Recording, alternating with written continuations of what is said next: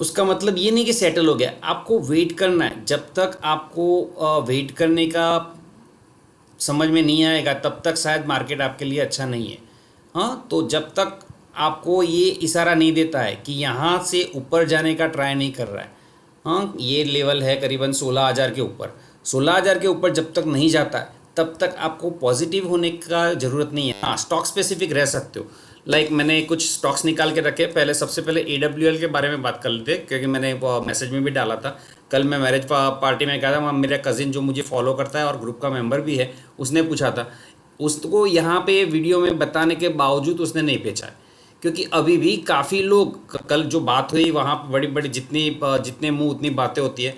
Adani AWL में, Adani Wilmar में लोग 2,000 का भाव बताते हैं। अब इसी बात को कुछ यहाँ पे मैं आपको बता चुका हूँ एक बार पहले भी।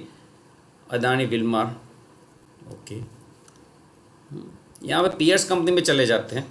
आप देखिए, ये पता ही नहीं चलता कि क्या है ये प्राइस पर अर्निंग जो रेशियो होता है, एग्रोटेक में भी ज़्यादा है और अदानी विल्मार में भी ज़्यादा है। अगर कंपनी पी का निकालते हो तो कंपनी पी के हिसाब से आपको तय करना है कि इसमें इन्वेस्ट करना चाहिए कि नहीं करना चाहिए। हाँ, अभी भी अगर मुझे इस ग्रुप में डालना हो तो गोकुल एग्रो मुझे अच्छा लग रहा है, क्योंकि सबसे कम पी है, मतलब 11 रुपये। मतलब मैं जब कुछ बैट लगा रहा हूँ तो मुझे पता है कि मैं 11 रुपये ज़्यादा दे रहा हूँ। ये पी क्या होता है, प्राइस पर अर्निंग होता है। मतलब जो प्राइस यहाँ पे 101 है तो उसका मतलब इसका रेट होना चाहिए था 10 रुपया, मगर उसके सामने मैं 11 रुपया दे रहा हूँ। मतलब 1 रुपये के सामने 11 रुपया दे रहा हूँ, इसी हिसाब से 101। तो ये अदानी विल्मार का नेट रेट अगर पर 1 to 1 कंसिडर कर रहे हैं तो 93 रुपीज़ के आसपास उसका रेट होना चाहिए था। हाँ, तो ये 93 टाइम्स ज़्यादा है। तो ये आप अभी भी देख लीजिए, चॉइस इज़ कम्प्लीटली योर्स। हाँ, 2,000 का भाव आ भी सकता है, वहाँ पे मुझे गालियाँ दे सकते हो आप कि बोला था कि हाँ मैंने बोला था 2,000 जाएगा। बट अभी टाइमली जब तक उसका परफॉर्मेंस अच्छा नहीं होता, कंपनी का ग्रोथ वैल्यू बढ़ नहीं रहे, तब तक ये अंदाज़ा लगाना बहुत अच्छा नहीं होगा। हाँ, प्रॉफिट मार्जिन डेफिनेटली बढ़ रहा है, हाँ, उसका रिजर्व अच्छा है, तो सब कुछ अच्छे होने के बावजूद मगर यहाँ पे बैट लगाना एडवांस में, वो एक मुझे गवारा नहीं समझता है। इस हिसाब से मैं अवॉइड कर रहा हूँ। दूसरा एक शेयर मैंने ये अदानी नॉर्मल में मैंने आज जो निकाला है, गोदरेज JCP,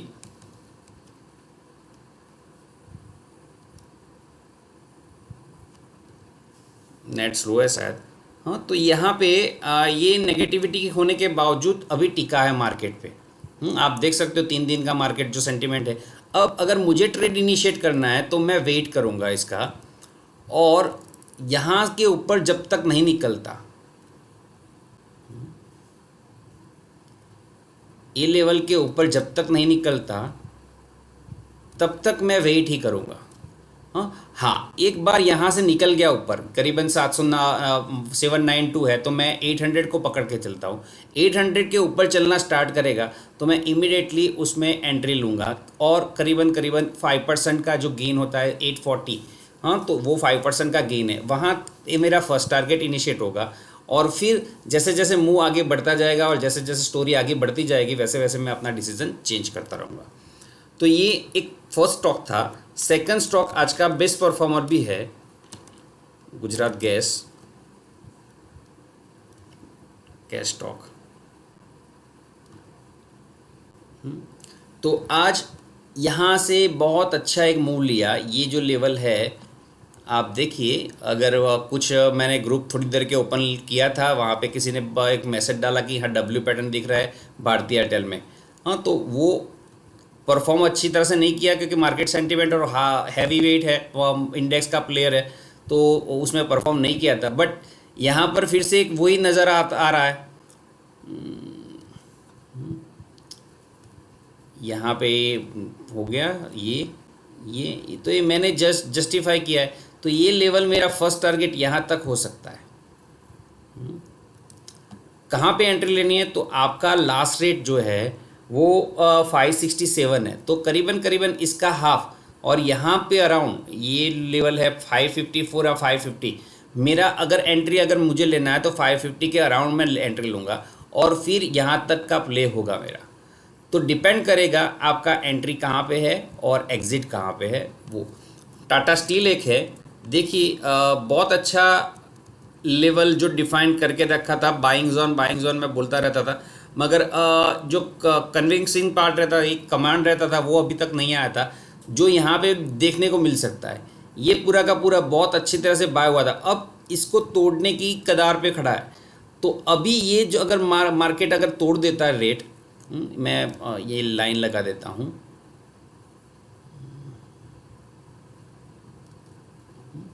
अगर ये सपोर्ट लेवल तोड़ देता है करीबन 1060 के अराउंड है और अभी का रेट है 1117, तो अगर निफ्टी को नीचे जाना है तो ऐसे बड़े बड़े जो स्टार्स है, स्टार प्लेयर है, टाटा स्टील है, रिलायंस है, इन्फोसिस है, इनको भी नीचे जाना ही पड़ेगा।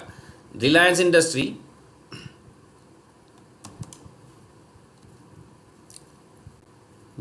वन साइडेड मूव है, अभी भी कुछ पोज नहीं ले रहा है, जबकि एसआरएफ ने अच्छा खासा पोज लेके वो जब मैंने थियरी बताई थी आप लोगों को, हाँ, तो यहाँ पे करीबन 7 क्लोज का कंटिन्यूस का 7 क्लोज थे, वहाँ पे एक पोज लिया, अच्छा खासा मूव दिया और आज फिर नेगेटिव बना है। तो अब ये सेटल होने की निशानी होती है। अब यहाँ से अगर किसी को ट्रेड करना है तो मैं इसको मैंने इसको इसका हाई नोट कर लिया 2234 और इसका लो मैंने नोट कर लिया 2166। इसके नीचे और इसके ऊपर मेरा पोजीशंस होगा। तो अगर एसआरएफ में ट्रेड करना है तो आप ये लेवल डिफाइन करके आगे बढ़ सकते हो। एग्जैक्ट लोकेट हुआ है 200 डीएमए पर, तो उस हिसाब से आपको मैनेज करना है। देन एक अच्छा इन्वेस्टिंग स्टॉक निकाला है, अगर कोई इन्वेस्टमेंट बनाना चाह रहा है तो इसमें बना सकता है। CESC, हाँ, आप अगर उसके फंडामेंटल्स चेक करोगे तो आपको थोड़े अट्रैक्टिव लगेंगे और बहुत अच्छा स्टॉक मेरे हिसाब से है। जब मैंने दिया था करीबन यहाँ पे दिया था, हाँ, 600 का ये कुछ स्प्लिट हुआ है, तब ये काफ़ी अच्छा स्टॉक मूव करके आया, करीबन 100 को टच करके आया है। अभी 78 79 के अराउंड मिल रहा है। तो ये जोन एक अच्छा बन रहा है कि आपका बाइंग लेवल अगर डिफाइन करना है, हाँ, तो आप प्लान कर सकते हो। लंबे अरसे तक सोचिए क्योंकि ये बहुत अच्छा स्टॉक है। फिर भी आप अपना लॉजिक अप्लाई कर लीजिए। और एक मैंने निकाला ट्रेडिंग टिप, नाटको। अगर किसी को स्विंग ट्रेड प्रीफर कर रहे हो तो यहाँ पे एक बैट बन सकती है। हाँ, आप आज देखिए ये जो कैंडल बनी है, यहाँ पे कैंडल दिख नहीं रही है अच्छी तरह से,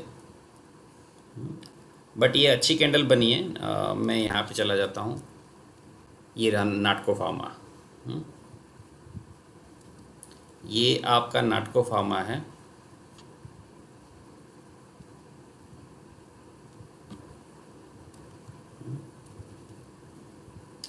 तो आज का कैंडल बहुत अच्छा बना है। ऐसा पॉजिटिव साइन वाला कैंडल है क्योंकि सेलर्स ने तो पूरा जोर लगा दिया था, बट बायर्स ने भी सामने आके बाय किया है।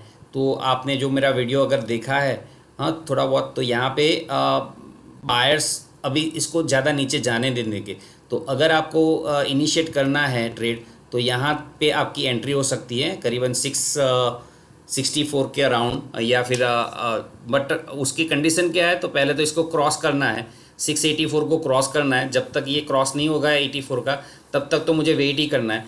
वंस एक बार इशारा दे देगा कि हाँ मैं इसके ऊपर भी जा सकता हूँ, तब शायद थोड़ा कूल डाउन हो 670 के अराउंड या 665 के अराउंड अगर मिल जाता है तो इसके लो के साथ 645 इसका लो है, उसके साथ आप इसमें एंट्री सोच सकते हो। ये स्विंग ट्रेड है तो आपको स्विंग ट्रेड में करीबन 750 का रेट आपको मिल सकता है। So this is what about my view. Thanks for watching, thanks for connecting, but या फ्रेंड्स के साथ जोड़ते रहिए क्योंकि एक मैंने जैसे बताया था पहले भी कि एक इंस्पिरेशन पार्ट होता है। स्लोली नो डाउट मार्केट थोड़ा हार्ड हो रहा है, इस हिसाब से थोड़ा इंटरेस्ट थोड़ा किसी लोगों का कम हो रहा है, बट पेशेंस और थोड़ा एजुकेशन वो साथ में रखोगे तो डेफिनेटली आप भी मुनाफा कमाओगे ही कमाओगा, क्योंकि आपको चांस पूरा देता है, हम उसको आइडेंटिफाई नहीं कर पा रहे और ब्लाइंड बेट्स हमारी हो जाती है। Anyway, thanks for watching, thanks for connecting, bye bye, good night.